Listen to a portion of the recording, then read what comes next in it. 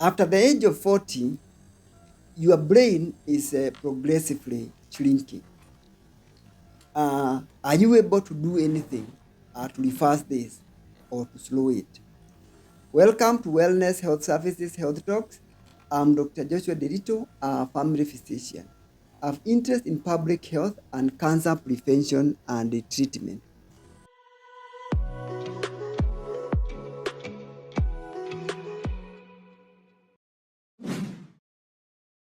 In this video, we are going to look at the normal brain shrinkage and can we be able to get it back to normal, or can we be able to slow this process.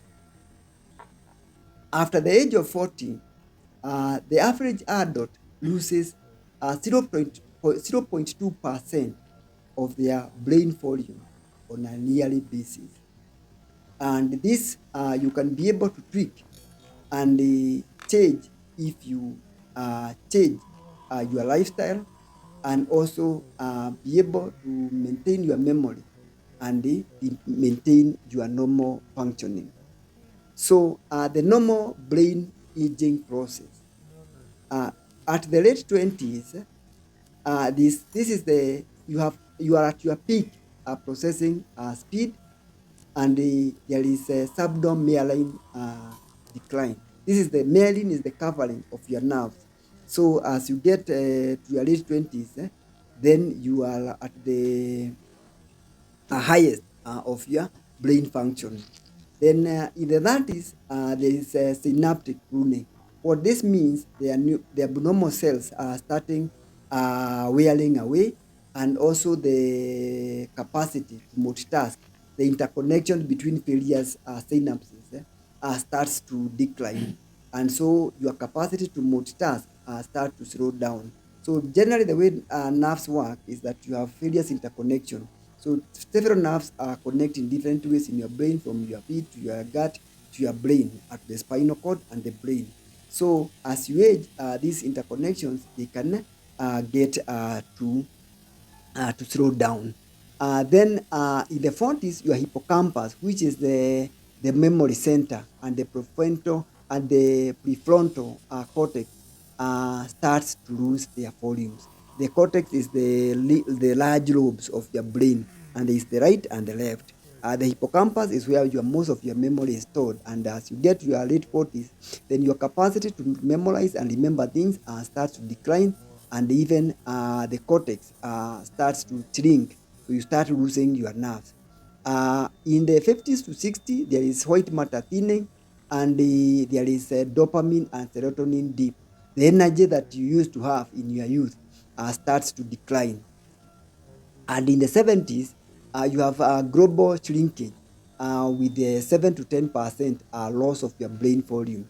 And you can see it even in imaging, and then your risk of getting dementia increases. And most of the times at the ages of 70, you start noticing that as you age, your capacity to remember things starts to accelerate, and you start forgetting short-term information. You have difficulties remembering exactly what happened, the events that are surrounding you. So why does this shrinkage happen, and why does it accelerate after the age of 40? One, it is because of the hormonal shifts. As you get to your late 50s, if you are men, your testosterone levels starts to go down. If you are lady, in your late 40s, you start getting into menopause, so your estrogen levels starts down, and so this also affects your brain capacity, and so your functioning of your brain also slows down. Then you have chronic low-grade inflammation that is happening all throughout. And this is partly because of inactivity. As we age, we are not as active as children are. If you look at children, their lifestyle, they are learning aloud, they are moving aloud, they are playing aloud. Rarely you see a child who is still. And if he is still, then you get worried that something is not right. As adults, we tend to be more slow, we exercise less, we move less, and this affects our brain capacity. Then there is the years of oxidative stress and vascular stiffening. I've shown this model before.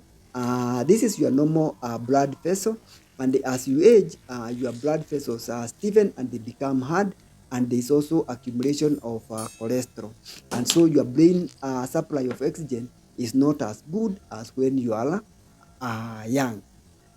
So, when you look at the early atrophy hotspot of your brain, we have talked about the prefrontal cortex, which are the two lobes of your brain, which are usually concerned with the focus and planning. So, when they start wearing and getting to shrink, then you lose this function. The hippocampus is your memory hub.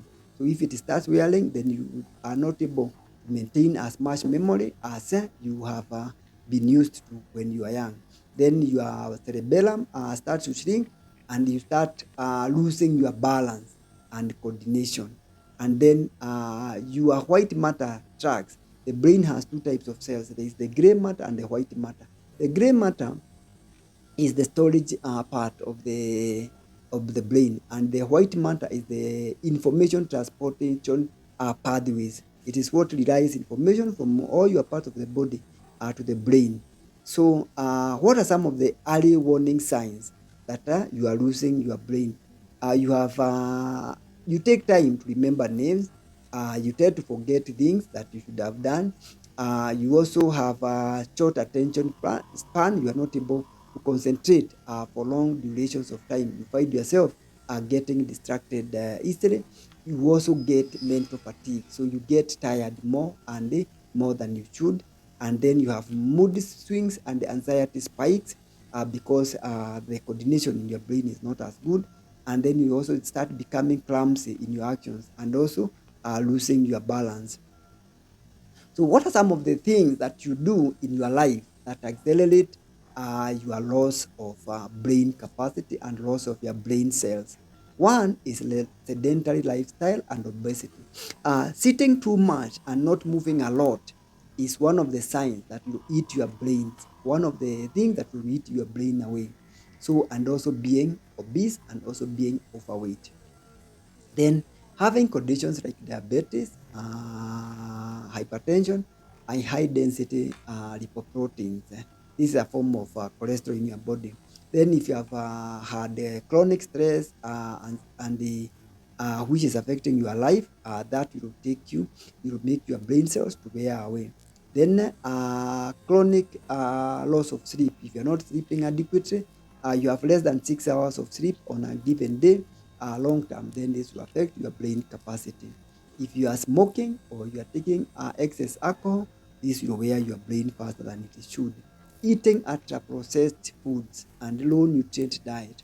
The thing with the ultra-processed food is that their nutritional value is very low. So you are really taking only calories with no nutritional value. And that's why when you are eating grains, try as much as possible to go for the whole grains.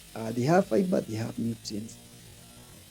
So, how can you maintain your brain growth strategies? So, keep watching and remember to subscribe to the Overall Health channel if you really want to maintain your brain and keep yourself at the cutting edge of life.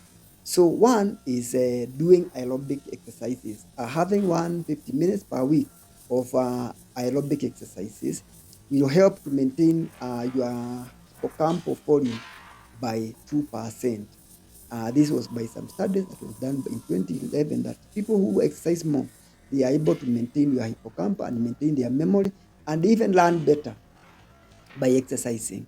Then strength training, at least doing it 2 to 3 times per week, it raises your capacity to coordinate your functions and also your capacity to execute functions and helps you maintain balance and maintains your cerebellum, and so you are able to maintain balance. So strength training 2 to 3 times per week. Then learning new skills.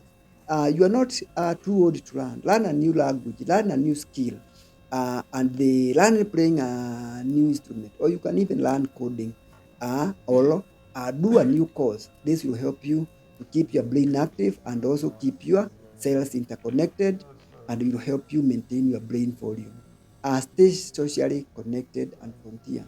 It has been shown that having social connection helps you to maintain your health and also maintain your brain. So being alone is a health risk for your brain. So eat to grow your brain. What do you need to eat so that you maintain your brain capacity? One, the Mediterranean diet, which is rich in fruits and vegetables, and then have adequate supply of olive oil. Olive oil has been shown to be rich in omega-3, and also eating fatty fish for the supply of omega-3s. These are fish like salmon, sardines, they help to maintain your uh, your omega-3s. Then green tea, turmeric, they help in your polyphenols, which are necessary in the regeneration of the white matter and your nerves. Then make sure that you have adequate supply of B12, the B vitamins, and also magnesium and zinc. They help maintain the nerve capacity. Then sleep as your stress detoxification. So having 7 to 9 hours of quality sleep clears abnormal toxins in your brain and helps your brain cells to keep connected. And also practicing mindfulness and prayer lowers your cortisol levels and releases your uh, brain sensation and serotonin and dopamine, which helps you to keep your brain alert and more energized. Then practicing deep breathing at least 5 minutes per day during breaks 3 times daily helps to ensure there is adequate oxygenation of your brain. So let's work on our brain. Let's maintain our brain capacity to old age. Walk briskly every 30 minutes daily. Takes 2 cups of green tea, and ensure adequate intake of green leafy vegetables, and ensure that you are taking adequate omega-3, either the fish or the olive oil. Make sure that by 10 you are in bed and you sleep for 7 to 9 hours every night. Know how to detox from stress, and also keep connect with your friends. It could be just a call to your friends on a weekly basis or twice weekly that helps you maintain your brain capacity. So do not lose your brains because you have no friends. So a shrinkage is not fate, but it is your habits, and what you do can help rebuild your gray matter. Start the challenge, tag a friend whom you want to stay healthy and maintain his brain capacity. Subscribe and share to save a friend's mind to the overall health YouTube channel. Also subscribe to our social media channels for more tips on how to keep healthy. Thank you.